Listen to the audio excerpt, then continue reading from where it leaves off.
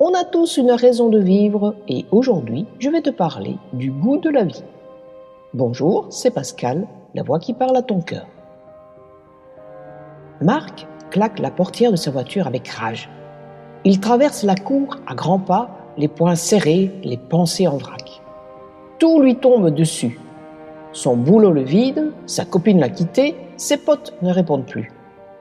C'est comme si le monde entier avait décidé de lui tourner le dos. Son grand-père est sur la terrasse, assis dans son vieux fauteuil en osier, Kawa, son chat, ronronnant sur les genoux. Il lève les yeux, observe Marc un instant, puis tapote la chaise d'en face.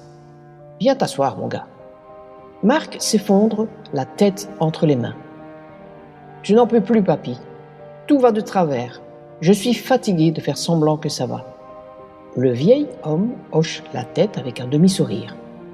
Il se lève lentement, s'appuie sur la rambarde, puis entre dans la maison sans un mot. Marc, étonné, le suit du regard. Il revient quelques instants plus tard avec deux objets. Un minuscule verre à liqueur et une grande chope d'1 litre. Dans sa main ridée, il tient aussi une petite pincée de sel. Sans dire un mot, il verse le sel dans le petit verre. Puis, la même quantité, exactement, dans la grande chope. Il remplit les 2 récipients d'eau claire.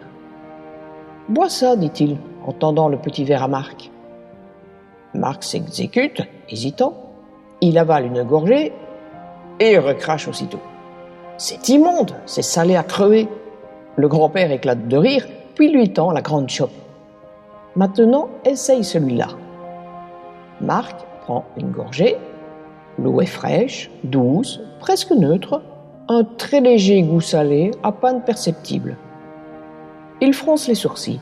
« C'est la même quantité de sel. » « Exactement la même, répond son grand-père. Ce n'est pas le sel qui a changé, c'est la quantité d'eau. Marc le regarde sans comprendre. Alors le grand-père pose doucement sa main sur l'avant-bras de son petit-fils. Les problèmes, Marc, c'est le sel de la vie. Tu ne peux pas empêcher qu'il y en ait, mais tu peux choisir dans quel récipient tu les verses. Si ton cœur est petit, tout te semblera insupportable. Si tu l'élargis, si tu agrandis ta vie avec des passions, des rencontres, des rêves, du sens, alors les mêmes soucis auront bien moins d'effet. Il marque une pause, son regard plongé dans celui de Marc. Ne passe pas ton temps à essayer d'éliminer le sel. Agrandis ton verre. Le silence retombe, paisible cette fois.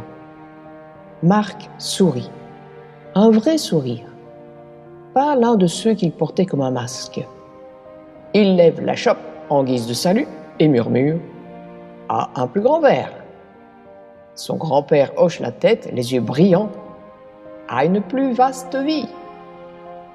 Si tu as aimé cette vidéo, mets un pouce vers le haut et pour ne pas manquer la prochaine, abonne-toi à la chaîne.